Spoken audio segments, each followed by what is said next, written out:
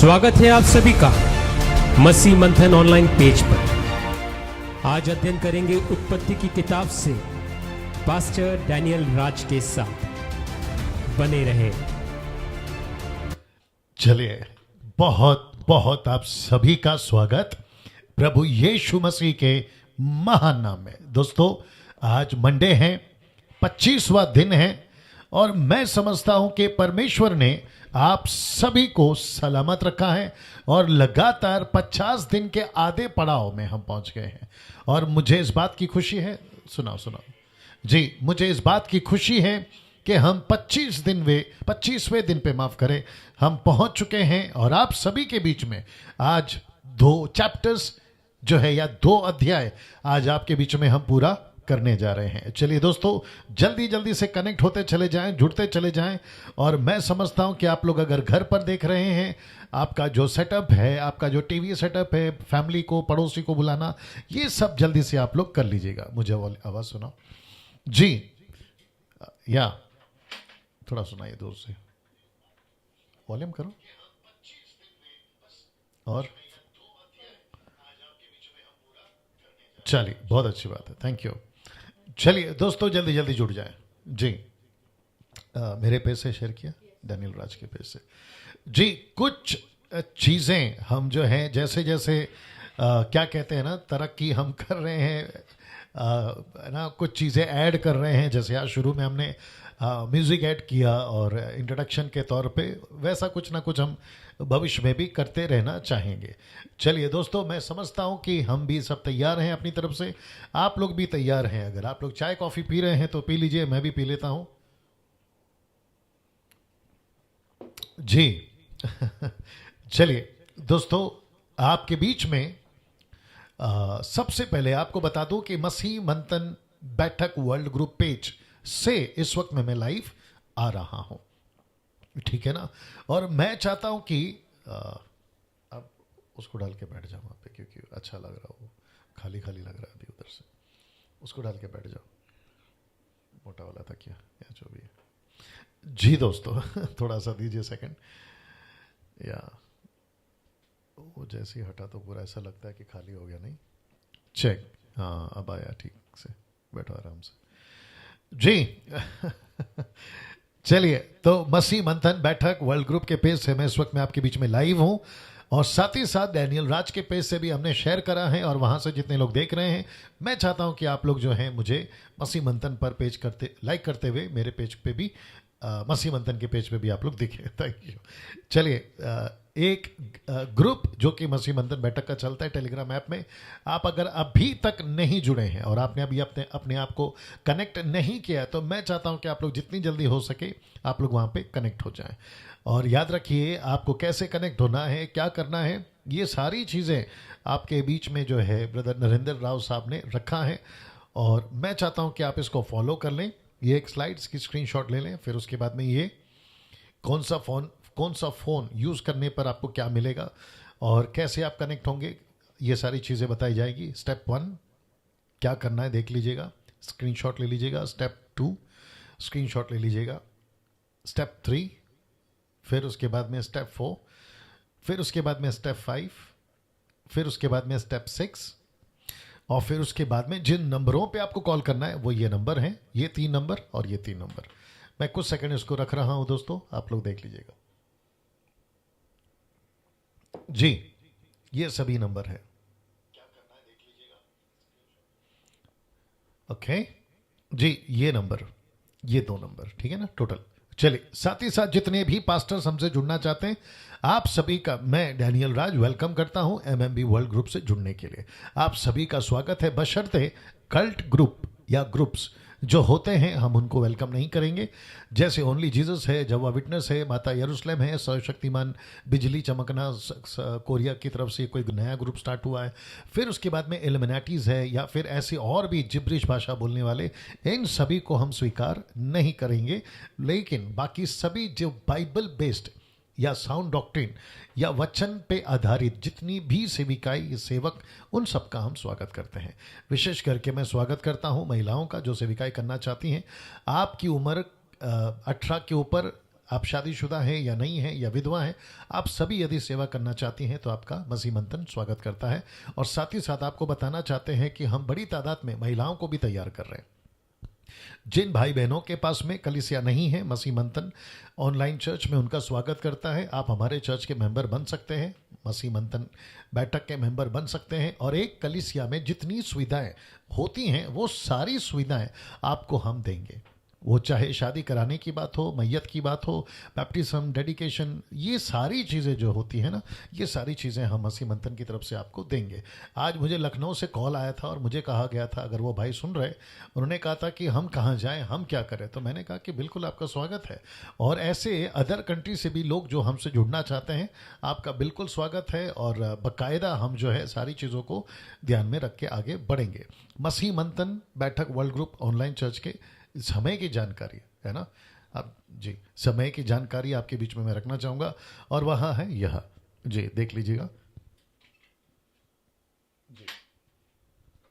Punjabi church, Telugu church, Marathi church, Bengali, Gujarati, Tamil, English, Kannada, Nepali, ये सभी जितनी भी भाषाएं हैं, 1 2 3 4 5 6 7 8 9 10, और साथ में मेरा हिंदी चर्च मिलाकर 10, ठीक है ना। तो मैं चाहता हूं कि आप सभी लोग बड़ी तादाद में अपनी अपनी भाषा के अनुसार आप लोग जो हैं इसमें जुड़ें। और मैं चाहता हूं कि आप लोग अगर पंजाबी हैं तो जो पंजाबी लीड करते हैं उनके साथ में जुड़ें। और साथ ही साथ आपके दिमाग में एक बात डाल दें, हो सकता है कि कुछ चीज़ें 19-20 हो, मतलब कुछ चीज़ें ठीक ठाक ना हो, साउंड हो, वर्शिप हो, या फिर प्रेजेंटेशन हो, वो ठीक ना हो, उससे कोई फ़र्क नहीं पड़ता, उससे कोई फ़र्क नहीं पड़ता। देखिए, मैं इतनी कोशिश इसलिए करता हूँ, मेरे पास है, और आपको बेस्ट देने के लिए मेरी पूरी कोशिश होती है। वो चाहे साउंड का चक्कर हो, लाइट का हो, स्क्रीन का हो, जो भी हो, मेरी पूरी तरफ से कोशिश होती है कि मैं आपको अच्छी चीज़ें दूं। लेकिन कुछ जगहों पर जैसे बाकी कलीसिया चलाते हैं, नहीं है उनके पास, तो कोई दिक्कत नहीं है ना। तो वचन इंपॉर्टेंट है, याद रखिए, वचन इंपॉर्टेंट है।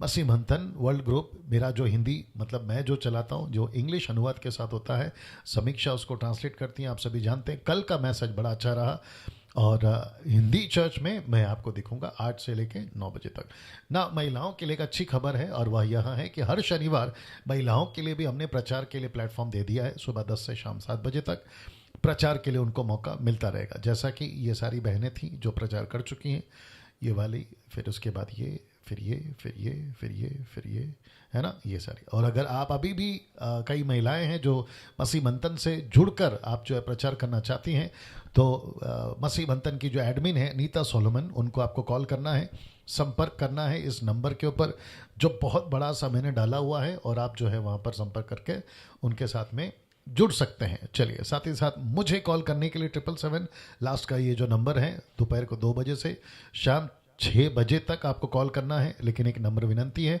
प्रार्थना निवेदन ना दें, ठीक है ना, बल्कि प्रार्थना विश्वासियों ने खुद करना चाहिए, और केवल बाइबल से प्रश्न पूछना है, अपनी समस्या नहीं बतानी है दोस्तों। साथ ही साथ में मेरा जो क्या कहते हैं चैनल है, डैनियल राज का जो चैनल है, उसको सब्सक्राइब करिए, ऐसी मैं आपसे रिक्वेस्ट करता हूं। आइकन बेल दबाना ना भूलिएगा, क्योंकि जब तक वो आप प्रेस नहीं करोगे आपको किसी प्रकार का नोटिफिकेशन नहीं मिलेगा, मैं जब भी कोई मैसेज अपलोड करता हूं तब।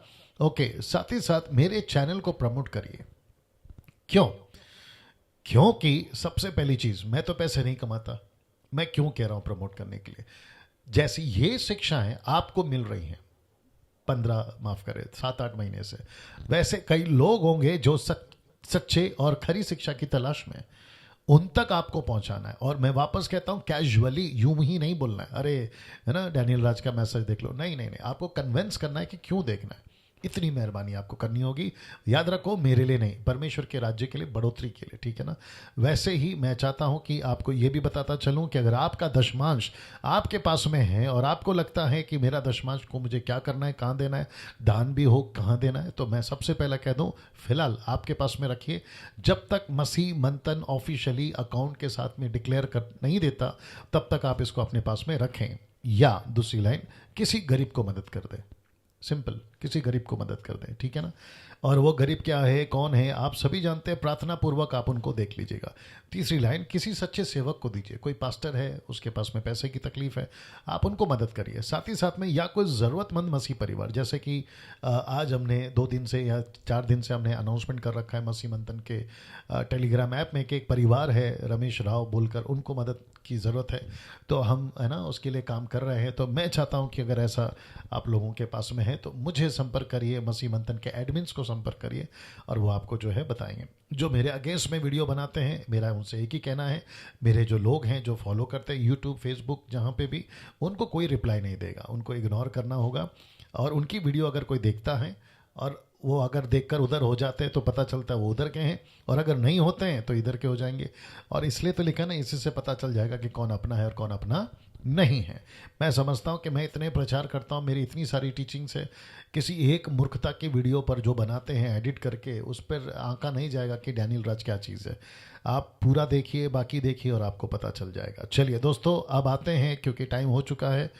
आज का 2 चैप्टर मैं फिनिश करने पर हूँ, ठीक है ना, 9वां अध्याय और 10वां अध्याय। पहले मैं उसको ले आता हूँ, एक सेकंड दीजिए, ये रहा। और आज है 25वां दिन। इस 25वें दिन पे मैं समझता हूं कि हम जो हैं 2 अध्याय या 2 चैप्टर आज हम कंप्लीट करेंगे। चलिए, मैं समझता हूं कि आप लोग सब अपनी तरफ से तैयार हैं, और मैं समझता हूं कि मुझे भी यहां से अब आगे बढ़ना शुरू करना होगा। मैं फिर कहता हूं कि आप लोग जितने लोग जुड़ते हैं, बस अभी 900 होने पर ही हैं आप लोग, फिर 1000, 1200, 1300 तक जाते हैं आप लोग सब वॉच पार्टी करिए, शेयर करिए। और साथ ही साथ जो घर में होते हैं ना, अगर आप लोग घर पर सबको इकट्ठा कर कर दिखा रहे तो उसकी 5, 6, 10 मिनट, सेकंड की ना मुझे वो उतनी सी वीडियो भेजिए व्हाट्सएप पे, इंस्टा, क्या नाम है, टेलीग्राम ऐप पे ना। मैं भी देखना चाहता हूँ कि आप लोग कैसे करते हो, ठीक है। कुछ लोगों ने भेजा था, एक पास्टर जी ने, मैं चाहता हूँ कि आप लोग भी करें। चलिए दोस्तों, आते हैं आज के 19वें अध्याय पर। और मैं आपको बताता हूं कि आज मैं 2 चैप्टर कंप्लीट करूंगा, इसलिए बहुत मसाला है, क्या कहते हैं, बहुत ज़्यादा खाना होगा आज आपको। तो आपकी जो भूख है, आपकी तड़प, वो बताएगी कि आप कितना खा सकते हैं। चलिए, सबसे पहले आज का एक वचन आपके बीच में ला रहा हूं, वचन 1। और याद रखिए, मैंने आपको सैटरडे बताया था कि हम जो है अध्याय 8 कैसे ख़त्म कर चुके हैं। नूहा बाहर आ चुका है, अर्पण हो चुका है, सैक्रिफाइस या परमेश्वर की वर्शिप जिसको बोलें, वो हो चुका है। परमेश्वर खुश हो चुका है, परमेश्वर उनसे वादा करता है या वाचा बांधता है, ये उसका कंटिन्यूशन है। और यहाँ से शुरू होता है, फिर परमेश्वर ने नूह और उसके पुत्रों को आशीष दी और उनसे कहा, फूलो, फलो और बढ़ो और पृथ्वी में भर जाओ। मैंने इसको ब्लैक से स्पॉट इसलिए किया है क्योंकि अब को थोड़ा कम कर लेना। अब यहां पे आपको एक चीज समझ में आनी बहुत जरूरी है। वो क्या चीज है, मैं आपके बीच में अभी रखने जा रहा हूं। परमेश्वर आशीष दे रहा है। पहली बात देख लीजिए, ऊपर लिखा है आशीष किस चीज की है। अब पृथ्वी पे मानव फैलेगा। अब पृथ्वी पे नूह और उसके 3 बेटे वंश को आगे बढ़ाते हुए आगे फैलेंगे। तो परमेश्वर का सबसे पहला टारगेट मनुष्य के लिए, नूह के लिए, उसके बाद के वंश के लिए, फैलो। फैलो मतलब पूरी पृथ्वी पे फैलो। इसको याद रखना, ठीक है ना। जब मैं 11वें अध्याय पे आऊंगा ना कल, तब आपको कनेक्ट करूंगा। लिखा है पूरी पृथ्वी पे फैलो, फिर लिखा है बढ़ जाओ, पॉपुलेशन की तादाद में बढ़ जाओ। क्यों? क्योंकि परमेश्वर, उत्पत्ति का 1:26 अगर आप पढ़ोगे, परमेश्वर को पूरी पृथ्वी से अपनी महिमा चाहिए। परमेश्वर पूरी पृथ्वी का परमेश्वर है, यह बात आपको समझ में आनी चाहिए। तो परमेश्वर ने नूह से कहा, फिर परमेश्वर ने नूह और उसके पुत्रों को आशीष दी और उनसे कहा, यह कहा, फूलो, फलो और बढ़ जाओ। तो जैसे ही कहा फूलो, फलो और बढ़ जाओ, यह आशीष है, वैसे ही परमेश्वर ने कहा बढ़ो। देखते हैं क्या क्या परमेश्वर ने इनको हिदायत दी। लिखा है, तुम्हारा डर और भय पृथ्वी के सब पशुओं, आकाश की सब पक्षियों, भूमि पर के रेंगने वाले जंतुओं, समंदर की सब मछलियों पर बना रहेगा और वे सब तुम्हारे वश में कर दिए जाते हैं। आप नहीं समझे अभी भी इसका मतलब है कि इनसे किसी से भी तुमको डरने की जरूरत नहीं है। बल्कि तुम्हारा डर इनके ऊपर होगा। तो कहां पे मतलब ये क्या इतना आवाज है? नहीं, उनका प्रॉब्लम होगा वो। नीता जी यहाँ पे सब आवाज ठीक है, उनको कॉल करके बोलो, बोलो इतना आवाज आ रहा है। हम दूसरे फोन से चेक कर रहे हैं, यहाँ बिल्कुल परफेक्ट है। आपका मोबाइल का प्रॉब्लम होगा या बाकी और कोई है जिनको आवाज का प्रॉब्लम है तो मुझे टाइप करके बताएं, क्योंकि मेरे यहाँ पे तो बिल्कुल परफेक्ट है। ये देखिए, ये क्या इतना आवाज है? जी बिल्कुल परफेक्ट आवाज है। जी नीता जी आप देख लीजिए क्या लग रहा है आपका, ठीक है ना। तो वापस आते हैं, फूलो फलो, कॉल लगा के बात करो। फूलो फलो और बढ़ो और पृथ्वी भर में भर जाओ। तो इन सब से तुम्हें डरना नहीं है, बल्कि इन सबको तुमसे डरेंगे। तुम्हारा दबदबा, तुम्हारा डर इनके ऊपर आ जाएगा। ऐसा कर कर परमेश्वर ये आशीष देता है। तो परमेश्वर का टारगेट क्या है? फूलो फलो, फैल जाओ, भर जाओ। और यही परमेश्वर चाहता है मनुष्य से उस वक्त में। कहता है कि पूरी पृथ्वी पर फैल जाओ ना। दोस्तों इसको देखते हैं, यहां एक नई शुरुआत हो रही है पूरे अधिकार के साथ। कौन से वचन? पहले वचन में एक नई शुरुआत और एक नया अधिकार के साथ। अब प्रश्न उठता है कि नई शुरुआत किसको नहीं चाहिए? हम सबको चाहिए। अब परमेश्वर कैसा है मैं आपको बताता हूं। परमेश्वर पृथ्वी पे मनुष्य को बनाता है, लेकिन साथ ही में अधिकार भी देता है, और उसी को कहते हैं फ्री विल, उसी को कहते हैं स्वयं इच्छा। और परमेश्वर ने एग्जैक्टली वही किया नूह और उनके बच्चों के साथ में, और यही चीज आज मेरे और आपके साथ में भी है। परमेश्वर कहता है मैंने तुम्हें मुंबई, महाराष्ट्र, मैं जहां से आता हूं, आप जिस जिस भी रिस्पेक्टिव प्लेस से आते हैं वो सब आपको दिया है। और परमेश्वर कहता है कि तुमको इस पर अधिकार करना है, चीजों को तुम पर नहीं। क्या बात है! अब ये समझना बहुत जरूरी है ना दोस्तों। इसके पास आते हैं, इधर देखिए वचन 2, माफ करें वचन 3। लिखा है सब चलने वाले जंतु तुम्हारा आहार होंगे, जैसे तुमको हरे हरे छोटे पेड़ दिए थे वैसे ही तुम्हें सब कुछ देता हूं। अब यहां पहली बार मैं रिपीट कर देता हूं, ये स्पेलिंग ठीक है ना? हाँ, यहां सबसे पहली बार परमेश्वर ने आदम को बनाने से लेकर नूह तक, और नूह के क्या कहते हैं द्वारा पूरी दुनिया को पानी के द्वारा तबाह करने तक, यहां पहली बार परमेश्वर जिक्र कर रहा है कि तुम मीट खा सकते हो। बाप रे, तुम क्या खा सकते हो? मीट खा सकते हो। Can you believe this? परमेश्वर कह रहा है कि मीट खा सकते। जी परफेक्ट आवाज है, क्या दिक्कत है मुझे नहीं समझ में आ रहा। जी परमेश्वर यहां पर पहली बार मीट खाने की बात करता है, मांस खाने की, नॉनवेज। आपको याद होगा जब मैंने कहा था ना कि परमेश्वर ने आदम को बनाया, पाप करने से पहले वेजिटेरियन बनाया था, लेकिन अब यहां पे परमेश्वर कहता है कि अब तो मीट खाओ। ये परिस्थिति उस वक्त के हिसाब से बात हो रही है जहां पे ये सारी घटनाएं घटी थी ना, ये उस परिस्थिति के हिसाब से बात हो रही है। आपको ये समझना बहुत जरूरी है। इसका वॉल्यूम बढ़ाओ, ये जो डब्बी है ना उसका वॉल्यूम बढ़ा के देखो। उधर पे गोल सा है, पता है वो बाजू गोल सा है, देखो। एक सेकंड देना दोस्तों। फुल है, ऊपर है ना पूरा? हाँ ठीक है, चलो ओके। ना मेरे हिसाब से अब कहाँ से? नहीं नहीं नहीं, सब बराबर है। उसको पूछो वापस से नीता जी को, या फिर नीचे तो मुझे कोई साउंड इज ओके करके बता रहे लोग, वॉइस इज क्लियर बता रहे। क्या तकलीफ है नीता को? क्या हो गया आज? जी कॉल करके पूछो उसको ना। वापस आता हूं कि सबसे पहली बार परमेश्वर ने कहा था आदम को कि तू वेजिटेरियन है, लेकिन जब परिस्थिति बदल गई तो यहां परमेश्वर मीट खाने की इजाजत दे रहा है, या फिर उनको कह रहा है कि यस तुम खाओ या खा रहे हो। जी एक सेकंड दीजिए दोस्तों।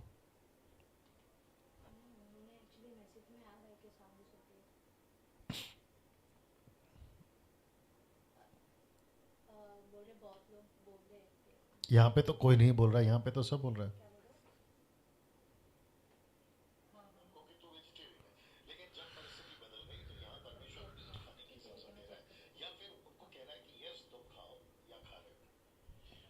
क्या हुआ?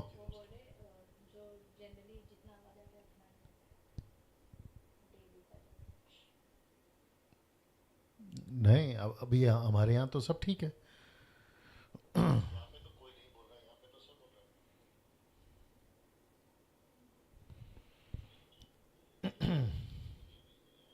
और वॉल्यूम नहीं बढ़ा सकते, नहीं तो फिर हमिंग आएगा। ओके, एक काम करो, इसका लाल वाला बढ़ाओ, लाल वाला, ये लाल वाला, हाँ उसको बढ़ाओ, बढ़ाओ बढ़ाओ, अरे एक लाल वाला बढ़ाओ, बढ़ाओ और बढ़ाओ, चेक। अभी लाल वाला कम करो, दूसरा वाला बढ़ाओ,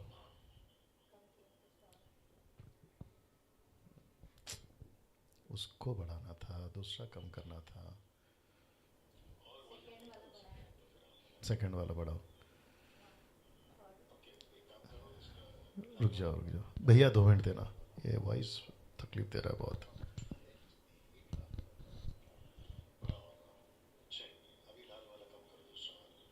अभी उनको पूछो बराबर है क्या।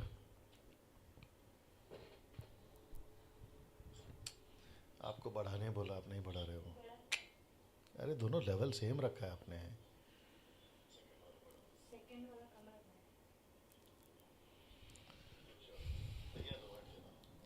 उसको, ये जो है ना, ये उसको बढ़ाओ बस, चेक।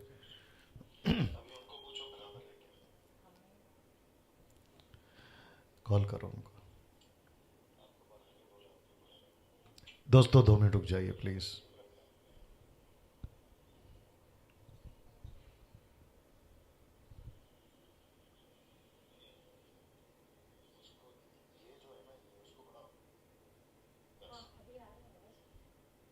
Check, test. अभी इसका कम करो, वाइट वाला, हाँ अभी आया शायद। चेक, नहीं बहुत कम किया। चेक, हाँ हल्का सा कम करो बस, चेक, बस। ओके, अभी मुझे बता दीजिए कि कैसा है सब, ठीक है जी। मैं आगे बढ़ता हूं, देखते क्या होता है। तो वापस आते, आज हम मीट में अटक गए हैं। यहां पे लिखा है कि यहां पहली बार, या मेरे हिसाब से तो ठीक हो गया अभी।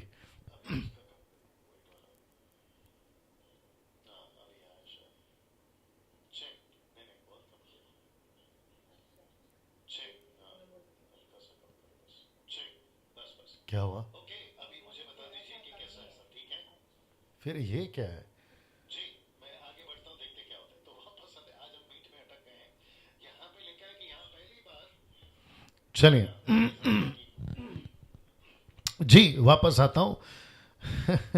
यहां पहली बार मीट खाने की बात हो रही है, और साथ ही साथ एक हिदायत के साथ मीट खाना है, और वो क्या है? खून का। साथ ही साथ यहाँ खून का क्या महत्व है वो प्रभु बता रहा है। तो इसका मतलब है कि मीट के लिए परमेश्वर तो मना नहीं कर रहा, लेकिन एक चीज़ है, और वो क्या है मैं आपके बीच में रखने जा रहा हूँ। और वहाँ है जी, वहाँ है, देख लीजिएगा वचन 4, मांस को प्राण समेत अर्थात लहू समेत तुम ना खाना। इसका मतलब क्या है कि आप जब मीट खाते हो, जिस चीज को खाने की बात कर रहा है, याद रखिए परमेश्वर का वचन रख रहा हूं मैं, दैट्स इट। लिखा है लहू समेत नहीं खाना। इसका मतलब क्या है कि लहू में प्राण होता है, तो उसके चलते परमेश्वर ने कहा था कि तुम उसको लहू समेत नहीं खाना। ये ब्रैकेट में, जो ब्रैकेट में मैंने स्क्रिप्चर रखा है, आप उसको देख लीजिएगा। साथ ही साथ वचन 5, और निश्चय मैं तुम्हारा लहू अर्थात प्राण का बदला लूंगा। फिर कहते हैं सब पशुओं मनुष्यों दोनों में से मैं बदला लूंगा। मनुष्य का प्राण का बदला मैं एक एक के भाई बंधु से लूंगा। तो परमेश्वर नहीं चाहता कि कोई लहू समेत मांस को खाए, और साथ ही साथ परमेश्वर कहता है अगर ऐसा होता है तो मैं मनुष्य को भी नहीं छोड़ूंगा, जानवरों को भी नहीं छोड़ूंगा। तो एक ऐसा सख्त हिदायत, एक ऐसा कठोर नियम परमेश्वर ने पहले ही दिया था। प्रश्न है क्यों? मैं आपको बताता हूं। क्योंकि उस वक्त में ये पहली एकमात्र फैमिली थी जो इस नियमों को लेकर दूसरों को सिखाएगी कि देखो ये नियम है। अगर हमने ऐसा नहीं किया तो मैं समझता हूं कि कोई भी इस चीज को हल्के में लेगा और परमेश्वर के इस नियम का अनुसार काम नहीं कर पाएगा। तो परमेश्वर ने वहीं से कह दिया था ना। मैं कुछ चीजें और रख रहा हूं, फिलहाल वचन को पढ़ते हैं। वचन 6, जो कोई मनुष्य का लहू बहाएगा, अब आ गया मनुष्य, जो कोई मनुष्य का लहू बहाएगा उसका लहू मनुष्य ही से बहाया जाएगा। अब आप सोचिए, क्योंकि परमेश्वर ने मनुष्य को अपने ही स्वरूप के अनुसार बनाया। लेवी व्यवस्था 24 का 27 पढ़ लीजिए, 17 माफ करें, पढ़ लीजिएगा। साथ ही साथ मैं आपको यह भी याद दिला दूं कि सबसे पहला क्या हुआ था? पाप का परिणाम भाई ने भाई का कत्ल किया। लेमेक बोलकर आप जानते हैं केन के कनान से था, वंश से था, उसने भी किसी को मारा, याद आ गया आपको। तो परमेश्वर कहता है कि मर्डर, कत्ल नहीं होना चाहिए। और यही वजह है कि परमेश्वर ने कहा कि जो भी कत्ल करता है या मर्डर करता है वो उसका बदला मैं उससे लूंगा, उसके ही भाई बंधुओं से लूंगा ना। मुझे नहीं पता कि आप लोग आज का जो न्यूज़ है आपने अगर देखा कि नहीं देखा, टर्की और उसके आसपास के जितने भी क्या कहते हैं ना क्षेत्र हैं, ये सभी जगहों पर कम से कम 50,000 लोग दो देश के बीच में, आज का न्यूज़ मैंने देखा, एक दूसरे को मार के ख़त्म हो रहे हैं। 50,000 पीपल डाइड टुडे। सोचिए आप, आपस में एक दूसरे के ऊपर रॉकेट गिरा रहे, एक दूसरे के ऊपर बम गिरा रहे, एक दूसरे के ऊपर गोलियां चला रहे, बच्चे मर रहे, सब कुछ मर रहे। परमेश्वर ने यहाँ पे तभी कह दिया था कि ऐसा नहीं होना चाहिए था। तो इसका मतलब क्या है? इसका मतलब है कि परमेश्वर नहीं चाहता किसी प्रकार का कोई मनुष्य किसी को कत्ल करे। और आज इतना भयंकर परिस्थिति है जो कि बिल्कुल ठीक इसके अपोजिट में। तो आपको नहीं लगता कि परमेश्वर उनसे बदला लेगा? जरूर लेगा ना। इसको देखिए, वचन 7 लिखा है, तुम तो फूलो फलो बढ़ो और पृथ्वी पर बहुतायत से संतान उत्पन्न करके उसमें भर जाओ। अगर हम एक दूसरे के साथ में, उस वक्त की बात कर रहा हूं, अगर परमेश्वर कहता है कि तुम एक दूसरे के साथ में ठीक रहोगे तो तुम फैलोगे। अगर एक दूसरे का कत्ल करते रहोगे तो कहां से फैलोगे? तो यहां पे राजा महाराजा का सिस्टम नहीं था, यहां पे बॉर्डर का सिस्टम नहीं था, यहां कॉन्स्टिट्यूशन का सिस्टम नहीं था, यहां पर ये मेरा इलाका ये तेरा इलाका, ऐसा नहीं था। तो परमेश्वर ने तभी से कह दिया था कि तुमको बस फैलते जाना है, फैलते जाना है, फैलते जाना है। जहां जितना फैल सकते हो फैलते चले जाओ। जैसे अब्राहम ने लूत को कहा, क्या दिख रहा है वो इलाका ले ले, ये देखना है वो इलाका ले ले, वो जाकर वहां बस जाता था। ऐसे करते करते, और उन दिनों में क्या होता था, दो सबसे ज्यादा क्या कहते हैं ना काम होता था। एक होता है भेड़ बकरी का चरवा बन जाना, या तो फिर किसान बन जाना। भेड़ बकरी चराकर अपनी जीवन जियो, या तो खेती कर कर किसानी वाला काम करके जीवन जियो। ऐसे दो तरीके से जो है मनुष्य फैलते चले गए थे। अब ये सारी चीज़ें मैं आपको क्यों बता रहा हूँ, जब मैं कल आऊँगा ना 11वें अध्याय पे, तब मैं आपको बताऊँगा कि फैलना फैलना फैल जाओ, क्यों इतना बार परमेश्वर बोल रहा है। मैं आपको ये कल भी बताता चलूँगा, ठीक है ना। अब इसको देखिए, यहाँ खून का क्या महत्व है वो भी प्रभु बता रहा है। तो प्रभु यहाँ पे ये बताना चाह रहा है, इसको भी रख देता हूँ। साथ ही साथ खून किसी का नहीं बहाना है, खून किसी का नहीं बहाना है। खून का महत्व क्या है? ब्लड का, यानी कि लहू का महत्व क्या है वो परमेश्वर यहाँ पे समझा रहा है। अब मैं आपको बताता हूँ क्यों। क्योंकि हम सभी जानते हैं कि बाइबल में, वो चाहे ओल्ड टेस्टमेंट हो या न्यू टेस्टमेंट हो, लहू का अपना एक कीमत है। वापस आते हैं कि लहू का अपना एक कीमत है, और लहू का कीमत हम सब जानते हैं कि यीशु के लहू के द्वारा ही मानव जाति का छुटकारा हुआ है। लहू के द्वारा, लहू के वजह से मानव जाति का छुटकारा हुआ है। अगर हम वो लहू को, उसकी वैल्यू को नहीं समझेंगे, तो मैं समझता हूं कि हम यीशु के बहाए हुए लहू की वैल्यू को नहीं समझेंगे। तो मैं वापस कहना चाहता हूं कि परमेश्वर ने शुरू से ये जो लहू है ना, इसकी वैल्यू रखी थी, कीमत रखी थी। और परमेश्वर कहता है कि जो लहू है वो बहुत इंपॉर्टेंट है एक मानव जाति के लिए। वो चाहे ओल्ड टेस्टमेंट में जब अर्पण करते थे, बलिदान चढ़ाने की बात हो, मेमने का या भेड़ बकरियों का, मेढ़े का, चिड़ियों का, पक्षियों का, वो लहू की कीमत होती थी। वैसे ही वो लहू की कीमत यीशु मसीह ने दी। मुझे लगता है, मैं शायद सैटरडे को बोल रहा था, अगर मैं याद नहीं, मैं ठीक नहीं हूँ, गलत नहीं हूँ, तो मैंने कहा था कि यीशु क्रूस पे मरा, उसने लहू बहाया। और कुछ लोग कहते हैं कि यीशु मसीह मरा ही नहीं, मैं उसको कनेक्ट भी कर रहा था, ठीक है ना। तो आज आपके बीच में जब मैं ये बातों को रख रहा हूं कि यीशु मसीह ने लहू बहाया, लहू के चलते ही मानव जाति बचा है। यीशु ने भाला नहीं चलाया, तलवार नहीं चलाया, बंदूक नहीं चलाई, किसी को डंडे से नहीं मारा, लेकिन उसने खुद का लहू बहाया। और ये यहीं से शुरू हो गया था कि लहू की वैल्यू क्या है। इसलिए जितने लोग अभी मुझे सुन रहे हैं, आप किसी भी जाति, धर्म या जो भी आप आते हैं, आपको ये बात समझना बहुत ज़रूरी है कि परमेश्वर ने ऊपर बैठा, उसने एक लहू का तैयारी किया था, और वो लहू है यीशु का, जिसके चलते मानव जाति छुटकारा पाता है। वचन 8, फिर परमेश्वर ने नूह और उसके पुत्रों से कहा, सुनो, मैं तुम्हारे साथ और तुम्हारे पश्चात जो तुम्हारा वंश होगा, बड़े ध्यान से देखिएगा, उसके साथ भी वाचा बांधता हूं। अब ये क्या कह रहा है परमेश्वर? चलो, सबसे पहले क्या कहा? फैल जाओ। फिर क्या कहा? अधिकार रखो। फिर क्या कहा? जानवरों पर अधिकार रखो। फिर क्या कहता है? ये तरीका है, लहू नहीं बहाना, कत्ल नहीं करना। अब क्या कहता है कि मैं एक वाचा बांधता हूं। वाचा क्या है? मैं रखने जा रहा हूं। बहुत ध्यान से देखिएगा। वाचा है, देख लीजिएगा, सब लिखा है कि और सब जीवित प्राणियों से भी जो तुम्हारे संग है, क्या पक्षी, क्या घरेलू पशु, क्या पृथ्वी के सब जंगली पशु, पृथ्वी के जितने जीव जंतु जहां से निकलते हैं, देख लीजिएगा।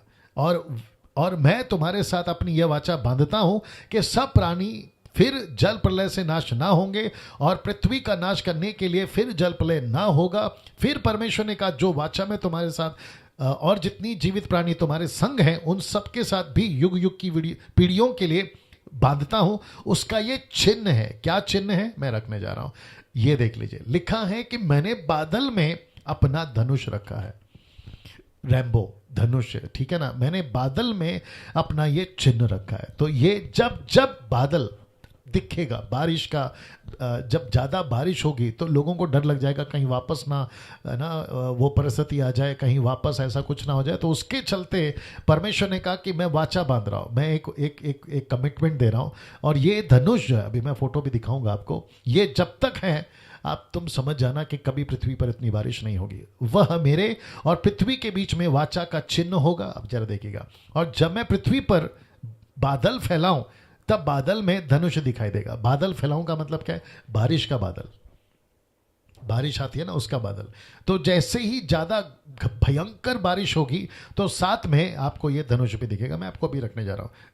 तब मेरी जो वाचा तुम्हारे और सब जीवित शरीरधारी प्राणियों के साथ बंधी है, उसको मैं स्मरण करूंगा। तब ऐसा जल प्रलय फिर ना होगा जिससे सब प्राणियों का विनाश हो जाए। ये आपने देखा होगा, देख लीजिएगा, ये आपने देखा होगा, ठीक है ना जी। ये आपने देख लिया, राइट। और हम सभी को पता है कि ये कब आता है। ये तब आता है जब भयंकर बारिश होती है, भयंकर बारिश होती है। अब आप सोचिए, पृथ्वी को बने कितने साल हो गए? ऑलमोस्ट 6000 साल पूरे हो गए पृथ्वी को बने, मतलब मानव जाति को बने।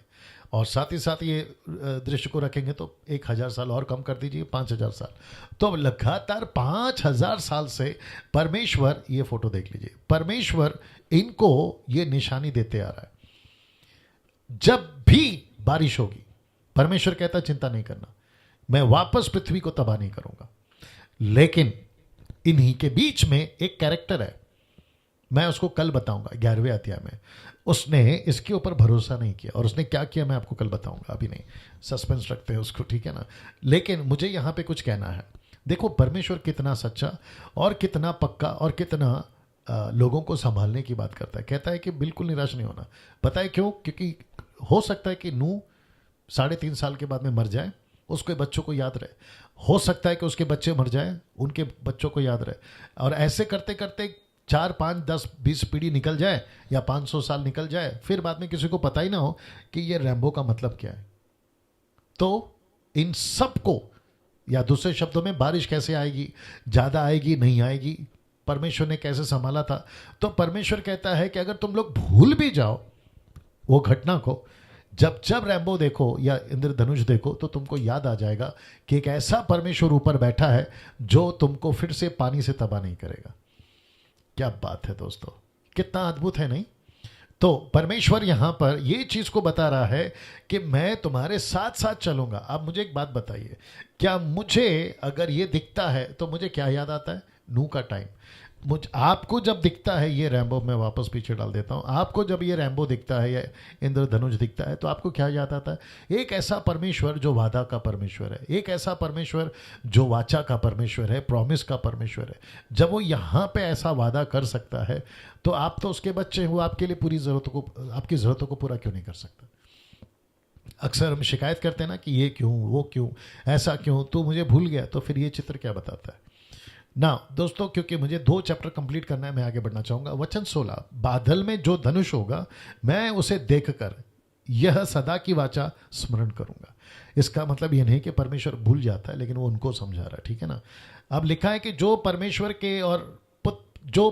के और पृथ्वी पर के सब जीवित शरीरधारी प्राणियों के बीच बंदी है, जो कि परमेश्वर बांधता है। फिर वचन 17, परमेश्वर ने नूह से कहा, जो वाचा मैंने पृथ्वी पर के सब प्राणियों के साथ बांधी है, उसका चिन्ह यही है। मैंने जो वाचा बांधी है उसका चिन्ह यही है। कौन सा चिन्ह? ये वाला, दिख लीजिएगा, ये वाला। तो ये सिर्फ इंसानों के लिए नहीं, साथ ही साथ जानवरों के लिए भी। तो मैं समझता हूँ कि जंगल में जब भी जानवर देखते होंगे तो जानवरों को भी सुकून मिलता होगा कि अरे बाप रे, अभी तो परमेश्वर हमारे साथ है, हमको डरने की जरूरत नहीं है ना। दोस्तों, अब यहां से शुरू होता है 3 लाइन। मैं आपको बताता चलो कि वो 3 लाइन क्या है, आपके बीच में रखना चाहूंगा। 1100 लोग देख रहे हैं, मैं आप सभी का स्वागत करता हूं। चलिए, और साथ ही साथ यूट्यूब के जितने लोग हैं आपका भी स्वागत है। यहां से 3 लाइन शुरू होती है। एक है शेम, दूसरा है हम, और तीसरा है येपेत। मैं रिपीट करता हूं कि शेम, हम, येपेत। अब इनकी 3 कैरेक्टर मैं आपको बताता हूं, क्योंकि ये हन्नो, माफ करें, ये नूह के 3 बच्चे हैं। ये नूह के 3 बच्चे हैं। आइए देखते हैं क्या क्या है। सबसे पहला शेम किसको दर्शाता है? धार्मिकता की लाइन को। हाम किसको दर्शाता है? दुष्टता की लाइन को। और येपेत किसको दर्शाता है? अन्य जाति की लाइन को।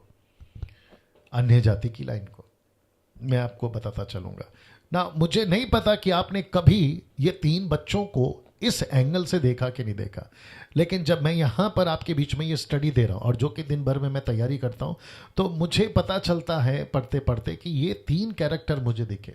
शेम की लाइन में यीशु मसीह है, और शेम की लाइन में हिब्रू लोग हैं, यानी कि अब्राहम, मूसा, ये लाइन में आते हैं। हाम की लाइन में आप पूरी तरह से दुष्टता पाएंगे, जहाँ पे निम्रोद है, जिसका कल मैं जिक्र करूँगा, और फिर उसके बाद में आपका इजिप्ट है, फिर उसके बाद में अफ्रीका, जो आज की तारीख में आप बोल सकते हैं, वो लाइन वहाँ चली जाती है। और येपेत के लाइन में आप एशिया कंट्री में आ सकते हैं, यूरोप कंट्री में आ सकते हैं, जिसमें भारत भी आ गया, जो कि अन्य जाति को दर्शाता है।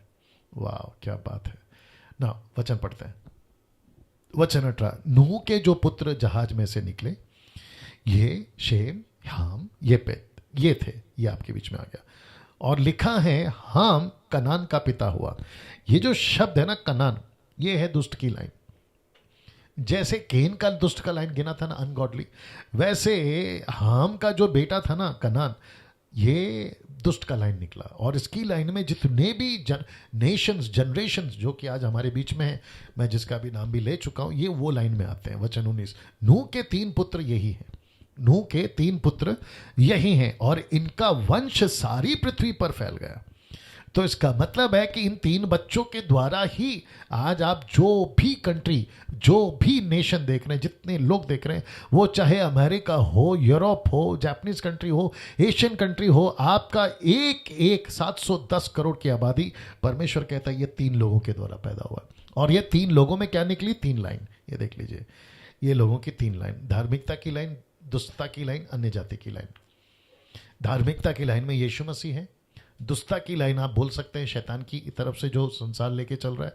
अन्य जाति जो उद्धार पाना चाहती है, जहां पे यीशु मसीह का सुसमाचार धार्मिकता की लाइन से उनके बीच में जाएगा, जिसको मैं आगे कनेक्ट करता चला जाऊंगा ना। बड़े ध्यान से समझने की कोशिश करिएगा। नूह के ये 3 पुत्र हैं, और इनका वंश सारी पृथ्वी पर फैल गया। नूह किसानी करने लगा, और उसने दाखरस की बारी लगाई। मैं इस वचन 20 में बाद में आऊंगा, लेकिन मैं बात करता हूं पहले ये लाइन की, जो ब्लैक स्पॉट पे आपके लिए मैंने रखा है ना। दोस्तों, आपको समझना होगा, समझना ये होगा कि आज पूरी दुनिया में इनका ओरिजिनल बाप कौन था। मुझे माफ करें ये शब्द इस्तेमाल करने के लिए कि बाप कौन था। मैं रिपीट करता हूं, आज पूरी दुनिया में ओरिजिनल बाप कौन था? ऑफ कोर्स ओरिजिनल बाप आदम। आदम के बाद से 1600 साल, 1600 नूह तक, फिर नूह के बाद में दुनिया तबाह कर दी नूह के द्वारा, और नूह के बाद में ये 3 बच्चे, शेम, हाम, येपेत। तो लिखा है उनका वंश सारी पृथ्वी पर फैल गया। ये कौन बोल रहा है? मूसा बोल रहा है। मूसा क्या कह रहा है? तुम ये जो इजिप्ट देख रहे हो ना, ये इन्हीं के बच्चे हैं। ये जो तुम अफ्रीका देख रहे हो ना, आज की तारीख की बात कर रहा हूँ, ये इन्हीं के बच्चे। ये जो तुम अमेरिका देख रहे हो ना, ये इन्हीं के बच्चे। ये जो तुम भारत देख रहे हो ना, ये इन्हीं के बच्चे। ये जो तुम जापानीज कंट्री देख रहे हो ना, ये इन्हीं के बच्चे। ये जो तुम यूरोपियन कंट्री देख रहे हो ना, ये इन्हीं के बच्चे। ऐसा वो कह रहा है। अब आप सोचिए, ये सबका ओरिजिनल बाप यही है, आदम, नूह, ये 3 बच्चे उसके, और उसके बाद का जनरेशन। तो फिर मुझे एक प्रश्न पूछना है, फिर ये बीच में बाकी लोग घुसे कहां से? ये बीच में बाकी लोग घुसे कहां से? उसका कनेक्शन कल है। उसका कनेक्शन कल है, 11वां अध्याय है, इसलिए आज मैं उसको नहीं ले रहा मैं, लेकिन आज सस्पेंस पैदा कर रहा हूँ, आपकी जिज्ञासा है ना पैदा कर रहा हूँ, ताकि आप लोग कल बड़ी तादाद में जुड़कर देख सके। ओह सॉरी, लिखा है नूह किसानी करने लगा, उसने दाख की बारी लगाई। ऑब्वियस, मैंने अभी कहा, या तो चरवा बनते थे या तो किसान बनते थे। तो नूह जो है वो किसानी करने लगा, और किसानी में इसने क्या करा, अंगूर के बगीचे लगाए। अंगूर का बगीचा लगाना गलत नहीं है, अंगूर का बगीचा लगाए, लेकिन अंगूर के बगीचे के चलते, और याद रखो नूह जब जहाज में गया बाहर निकला तो 600 साल का था, लेकिन उसके बाद से लेकर मरने तक 350 साल जिंदा रहा।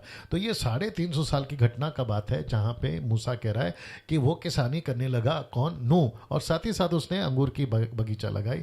आइए देखते हैं बगीचा में क्या हुआ।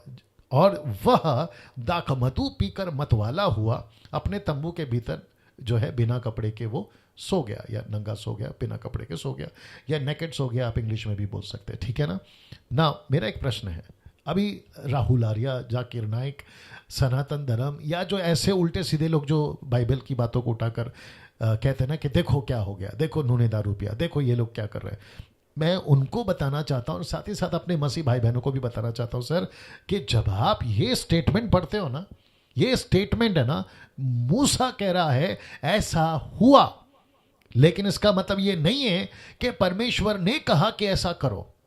परमेश्वर अलग है, ये घटना अलग है, और मूसा इसको लिख रहा है कि ये हुआ। तो जो लिखा है ना, वो इसलिए लिखा है क्योंकि घटा, और जो चीज घटित हुआ वहां पे, जिससे कुछ सीख सकते हैं, जिसका कनेक्शन अभी मैं करने जा रहा हूं, दुष्टता की लाइन, धार्मिकता की लाइन, अन्य जाति की लाइन, यही तो पता चलेगा ना यहाँ पे। तो अब यहां पे क्या कहते हैं, नूह अंगूर का जूस पिया। अब वो अंगूर का जूस था कि उसमें दाकरस था, नशा था, क्या था, वो उसका प्रॉब्लम है, ये उसका प्रॉब्लम है। परमेश्वर ने नहीं कहा था कि दारू पी ले। कुछ लोग कहते हैं कि देखो नूह ने दारू पिया, ये कैसे हो सकता है। अरे भैया, ये घटना घटी, उसको लिख रहा है मूसा, उसको लेकर अगर आज हम ये कहेंगे कि देखो है ना परमेश्वर के बाइबल में क्या क्या, तो परमेश्वर के बाइबल में तो शैतान भी आ गया। परमेश्वर का जो जिसको हम बाइबल कहते हैं उसमें शैतान भी तो है। तो क्या परमेश्वर ने शैतान को बोला कि तुम ये काम करो? नहीं, जो घटनाएं घटी हैं उसको रिकॉर्ड किया गया है, ये भी घटना घटी है। तो ऐसे लोग जो उल्टा सीधा वीडियो बनाते हैं ना, मेरी उनसे रिक्वेस्ट है कि सर आप लोग थोड़ा दिमाग लगाओ, किसने बोला, किसको बोला, क्यों घटा, ये इसके पीछे क्या वजह है, ये सारा चीज देखना बहुत जरूरी है। तो वापस आते हैं अपने मुद्दे पर, जो कि लिखा है कि वह दाखमधु पीकर मतवाला हुआ, अपने तंबू के भीतर बिना वस्त्र के सो गया। ये जो शब्द है ना, अपने तंबू में, क्या दिक्कत है अपने तंबू में ना, वो जैसे कोई अपने घर पर है तो अपने घर पर कैसा भी रहेगा, उसमें प्रॉब्लम क्या है? कुछ लोग कहते हैं कि ऐसे कैसे, तो यार अपना घर है ना उसका, उसमें क्या दिक्कत है? वो अपने घर पर है, अपने घर पर दाकरस पी रहा है, अपने घर पर बिना कपड़े के लेटा है, तो वो उसका प्रॉब्लम है। लेकिन अभी यहाँ पर इसका मैं वापस कहता हूँ, उत्पत्ति की किताब कुछ अंश, मती से लेकर प्रकाशित, माफ करें, यूहन्ना तक 4 किताबें, दानियल की पुस्तक और प्रकाशित की पुस्तक, ये सब अपोक्लिप्टिक है, दृष्टांत, चिन्ह, जिससे हम कुछ सीख सकते हैं। तो यहाँ पे भी एक ऐसी घटना घट गई है, मैं आपको कनेक्ट करने जा रहा हूँ। लिखा है कि तब, कौन सा वचन, 22, लिखा है कि तब कनान के पिता हाम ने, याद रखो कनान का पिता, ऐसा नहीं लिखा है कि हाम ने। तो जब मूसा लिख रहा है तो हाम फेमस नहीं है, ये कनान फेमस है। बाप रे, वापस आना पड़ेगा। कनान किसका बेटा है? हाम का। हाम क्या है? कनान का बाप, पिता। लेकिन मूसा लिखते वक्त में हाम को नहीं लिख रहा है, हाम को हाईलाइट नहीं कर रहा है, वो किसको हाईलाइट कर रहा है? कनान को हाईलाइट कर रहा है। क्यों? दुष्टता की लाइन, मैंने वही तो बताया ना। तो मूसा 6 लाख लोगों को बोल रहा है, ये जानते हो ना कनान, ये वही है। बोला कौन? ये वही है जिसने अपने पिता हम जो उसका पिता था, उसके पिता यानी कि पोते ने अपने दादाजी को बिना कपड़े में देखा, माफ करे, हमने अपने पिता को बिना कपड़े में देखा, जो जिक्र कर रहा है कनान का, यानी कि नूह के पोते का। मैं वापस कहता हूं, ये हमको हाईलाइट नहीं कर रहा है, किसको हाईलाइट कर रहा है? कनान को। दुष्टता की लाइन, देखो ये आदमी, देखो ये लाइन, देखो ये, उस वक्त की बात कर रहा हूं, देखो ये लोग कैसे, देखो ये अफ्रीकन, देखो ये मिस्र, देखो ये फिलिस्तीन्स, ये सारा कनेक्शन इसी का है। किसका? कनान का। ये सब वो लोग हैं। और आपको पता है कि तब से लेकर अब तक भी फिलिस्तीन का और इजराइल का नहीं जमता, ये वही लाइन है। तो इसका मतलब यह हुआ कि कनान को हाईलाइट किया है और नूह को भी पता था इसकी एक लाइन निकलेगी, किसकी, हाम की, और ये सीधा हाईलाइट होगा कनान तक में। मैं बताता हूं कैसे। तब लिखा है कि तब कनान के पिता हाम ने अपने पिता को नंगा देखा, बिना कपड़े के देखा, और बाहर आकर अपने दोनों भाइयों को बता दिया। तो इसका मतलब क्या है, ये बाहर नहीं आना चाहिए था। कौन, हाम ने। इसने क्या करना चाहिए था, अपने पिता को ऐसा देखा तो कपड़ा डाल देना चाहिए था, लेकिन नहीं डाला। मैं बताता हूं क्यों, कनेक्शन तो देना पड़ेगा। वचन 23 लिखा है कि तब शेम और येपेत दोनों ने कपड़ा लेकर अपने कंधे पर रखा, पीछे की ओर उल्टा चलकर अपने पिता के नंगे तन को ढांप दिया। उन्होंने अपने पिता को नंगा ना देखा। तो इसका मतलब है कि दो भाइयों ने पिता को नहीं देखा, शर्म नहीं देखी, उसका लज्जापन नहीं देखा, लेकिन एक भाई ने, हाम ने, वो सब देखा। तो इसका मतलब क्या मालूम है आपको? याद होगा कि जब आदम और हवा ने फल खाया था तो उन्होंने क्या कहा, हमको शर्म आ रही है, हम बिना कपड़े के, इसलिए हमने पत्ते बांध लिए। याद आ गया आपको? ये किसका चाल है ये करना? शैतान का।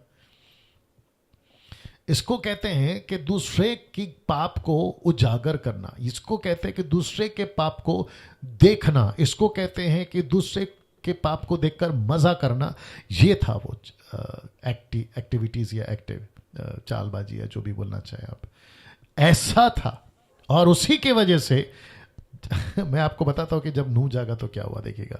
लिखा है वचन 24 में, जब नूह का नशा उतर गया, मतलब वो अपना खेती करके अपना जो भी अंगूर का जूस पी के उसको लेटा था, नशे में था, XYZ, ये उसी का मैटर है, वो बाद में देखेंगे। लेकिन जब उसकी नशा उतरा, लिखा है कि तब उसने जान लिया कि उसके छोटे पुत्र ने उसके साथ में क्या किया है। इसका मतलब है कि जब उसको पता चला कि मैं ऐसे ही पड़ा था, ये कपड़ा मेरे ऊपर डाल सकता था, इसने कपड़ा नहीं डाला, बाहर जाकर अपने भाइयों को बताया और मेरे नाम की मेरे जो है बदनामी हो गई और मेरा जो है वो है ना इज्जत बाहर आ गया, ऐसी वाली बात को जब उसको पता चला, वचन 25, इसीलिए उसने कहा कनान श्रापित हो।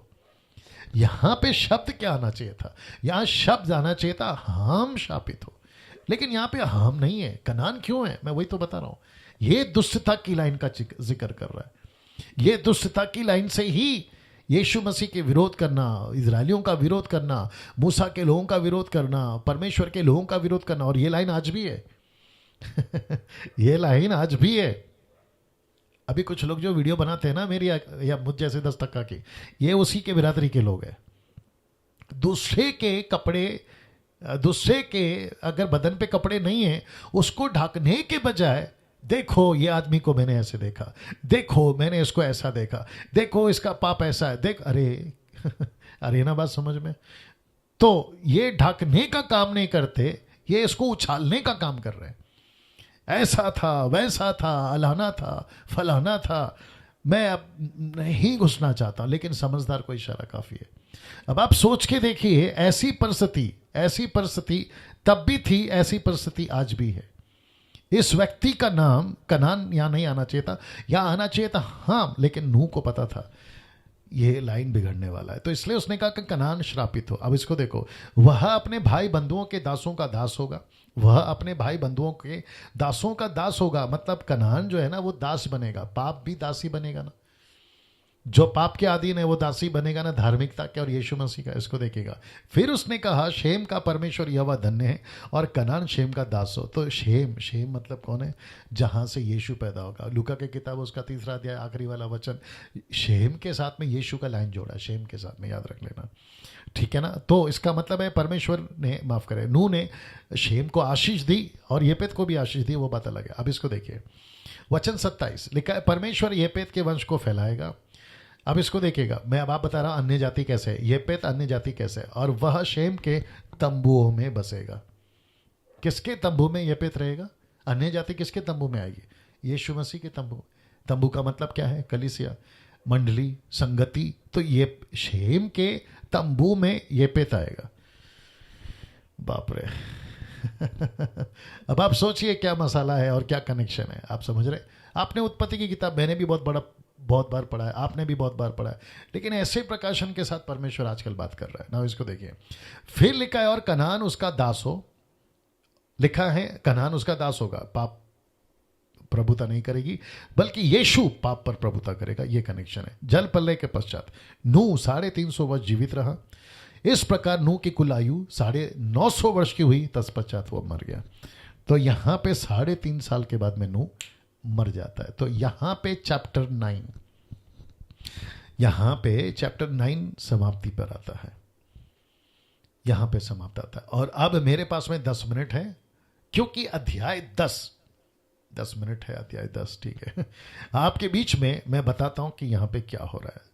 नूह के पुत्र शेम, हाम, येपेत थे।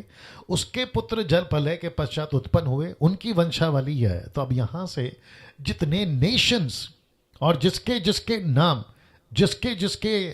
नाम से राष्ट्र बना, उन सब का जिक्र यहां पर है। आइए देखते क्या क्या है। तो सबसे पहले वापस पढ़ देता हूं कि नूह के पुत्र शेम, हाम, येपेत थे। उसके पुत्र जल प्रलय के पश्चात उत्पन्न हुए, उनकी वंशावली यह है। येपेत के पुत्र से जिक्र होता है कि पुत्र गोमेर, मगोग, मादे, यावान, तुबल, मेशक और तीरास हुए। और गोमेर के पुत्र अश्कनंज, रिपीत और तोरगम हुए। तोरगमा। और यावान के वंश में एलीशा ये वाला या जो भी, और तरशीश और कित्ती और दो दानी लोग हुए। अब ये सब नाम हमारे लिए यूनिक है, मतलब अरे कौन है ये लोग, कहाँ से आए। लेकिन जब मूसा लिख रहा था ना, तो उनको अच्छे से पता था। अच्छा ये ओके, अच्छा ये इस देश का, हाँ, अरे वो ये देश का था, ओके ये इस नेशन का था। ऐसा उनको टिक टिक क्लिक हो जाता था। बोला ओके। अगर आप मुझे मुंबई का पूछोगे ना, तो मैं आपको मुंबई का सब बता दूंगा, तो मुंबई के लोग समझेंगे कि डैनियल राज किसकी बात कर रहा है। लेकिन अगर मैं मुंबई की बात करूं, अफ्रीका, अमेरिका, जापानीज वालों को बोलेंगे व्हाट इज दिस, ये क्या बात कर रहे हैं, ऐसा होगा। अब समझ में आ गया आपको ना दोस्तों। अभी इसको देखिए, वचन 5 कहता है, इनके वंश अन्य जातियों के द्वीपों के देशों में ऐसे बढ़ गए कि वे भिन्न भिन्न भाषाओं, कुलों, जातियों के अनुसार अलग अलग हो गए थे। याद रखिए, अन्य जाति को मैंने कहा था ना, ये पेत ना। अब इसको देखिए, भिन्न भिन्न भाषाओं में कब हुआ, 11वें अध्याय के बाद।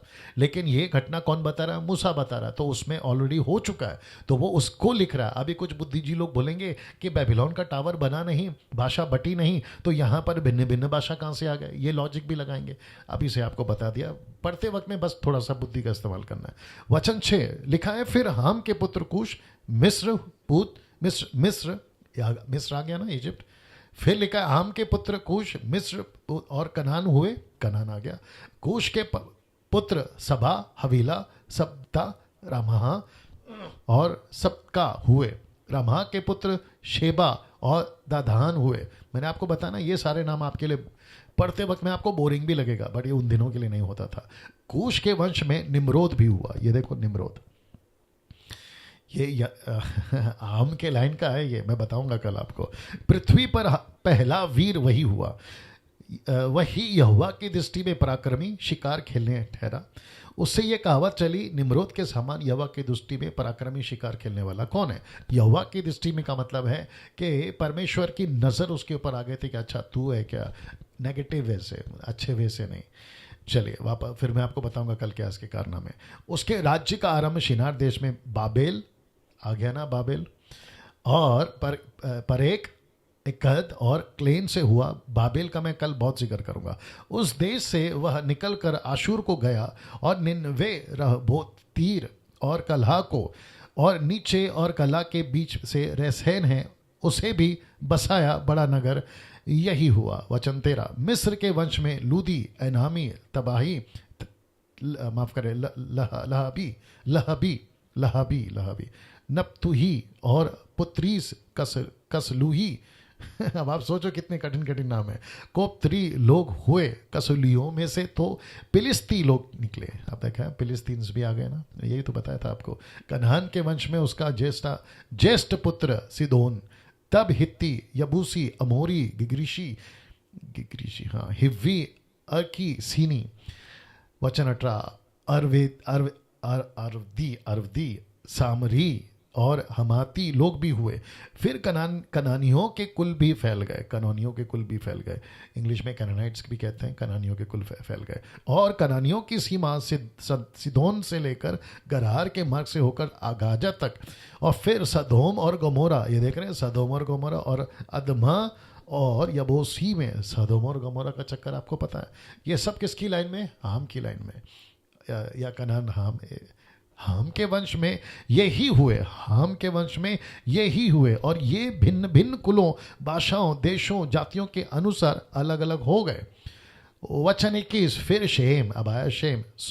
और शेम जो सब एबरी वंशियों का मूल पुरुष हुआ, जो ये पेत का ज्येष्ठ भाई था, उसके भी पुत्र उत्पन्न हुए। शेम के पुत्र एलाम, अशूर, अर्पजत, लूद, अराम हुए। अराम के पुत्र उस, हुल, गेतेर, मश हुए, और अर्पजत से शेलेह को, और शेलेह ने एबेर को जन्म दिया। वचन 25, एबेर के 2 पुत्र उत्पन्न हुए। एक का नाम पेलेग इस कारण रखा गया कि उसके दिनों में पृथ्वी बट गई, कल बटेगी, यानी कि 11वें अध्याय में बटेगी। उसके भाई का नाम योतान था, और योतान ने अलमोदान, शेलब, हस, मरवैत, येरहा, अदोराम, उजिया, दिकला, औबाल, बाप रे, अभी मियाल, शेब, ये सब नाम रखे। अब इसको देखो वचन 29, ओपेर, हवीला, योबाब को जन्म दिया। यही सब योक्तान के पुत्र हुए। इनके रहने का स्थान मेशा से लेकर सपारा, जो पूर्व में एक पहाड़ है, उसके मार्ग तक पहुंचा। शेम के पुत्र यही हुए। ये भिन्न भिन्न कुलों, भाषाओं, देशों, जातियों के अनुसार अलग अलग हो गए। 11वें चैप्टर के बाद में वचन 32, नूह के पुत्रों के घराने यही हैं, और उनकी जातियों के अनुसार उनकी वंशावली यही है। जल प्रलय के पश्चात पृथ्वी भर की जातियां इन्हीं में से होकर बट गई। ना दोस्तों, ये खत्म होता है अध्याय पूरा 10। अब मैं चाहता हूं कि आपके दिमाग में जल्दी से आप रिकलेक्ट कर लीजिए क्या क्या घट चुका है। नूह बाहर आ चुका है, सारे जानवर बाहर आ चुके हैं, ऑफरिंग वर्शिप हो चुकी है, परमेश्वर खुश हो चुका है, और किसी प्रकार का कोई भी अभी घटना नहीं घटेगी, ना आग से ना पानी से पृथ्वी नहीं तबाह होगी। परमेश्वर ने वाचा का चिन्ह भी दे दिया, यानी कि इंद्रधनुष। साथ ही साथ उनको कहा किसी का कत्ल नहीं करना, मर्डर नहीं करना। साथ ही साथ परमेश्वर ने कहा कि तुम मीट खाओ, लेकिन कैसे खाओ, खून नहीं खाना, ठीक है ना। और सबसे इंटरेस्टिंग चीज़ है 3 लाइन, वो है हाम का, शेम का, येपेत का। क्या कभी सोचा था कि नूह अगर इतना इंटरेस्टिंग कैरेक्टर है, उसके 3 बच्चे की लाइन ऐसे निकलेगी? यह है उत्पत्ति की किताब का अध्ययन, और मुझे बेहद खुशी है ये बताने में कि कैसे परमेश्वर आपके बीच में इन सब का खुलासा कर रहा है। अब आपके लिए बाइबल अनजान नहीं बनेगी। अब आपके लिए बाइबल है ना, रहस्य वाला पुस्तक नहीं रहेगा, जहां तक मैं समझ पा रहा हूं। अब आपको ऐसा होगा, ओ अब तो मैं समझ गया, ऐसा वाला है। और आगे जाके और भी खुलासे होते चले जाएंगे जब हम 50 अध्याय तक पहुंचेंगे। तो मैं समझता हूं कि दोस्तों आज 25वां दिन है, 50 अध्याय का हमने एक हिस्सा पूरा कर लिया है। 25 दिन खत्म होने में 25 दिन में मैंने 10 चैप्टर खत्म किया। तो इसका मतलब है कि पास्टर डैनियल बचे हुए 40 अध्याय कैसे? तो मैं वापस कहता हूं, जैसे आज मैंने 2 चैप्टर लिए, क्योंकि कुछ चैप्टर्स ऐसे हैं जिसमें जैसे आज है ना नाम, उससे हमें सिर्फ नाम ही पता चलेगा लेकिन मसाला नहीं। तो ऐसे करते हुए मैंने ये कैलकुलेट कर आपके बीच में रखा है। चलिए दोस्तों, मैं यहाँ पर समाप्त करना चाहूँगा। आज 9 के पहले मैं समाप्त कर रहा हूँ, क्योंकि कल मुझे जो है आपको 11 चैप्टर देना है। तो मैं चाहता हूँ कि कल पढ़कर आएँ, पूरी तैयारी के साथ में आएँ आप लोग 11 अध्याय पढ़कर। और मैं समझता हूँ कि 1100 लोग अभी देख रहे हैं, बड़ी तादाद में आप लोगों को प्रमोट करें, काफ़ी तादाद में जुड़ें, परमेश्वर की महिमा करें, शेयर करें, और साथ ही साथ मेरे चैनल को सब्सक्राइब करें, आइकन बेल दबाएं, और पेज को लाइक करना ना भूलें, मसीह मंथन पेज को। और फिर कल ठीक 8 बजे मुलाकात होगी। अपना ख्याल रखिएगा। जय मसीह।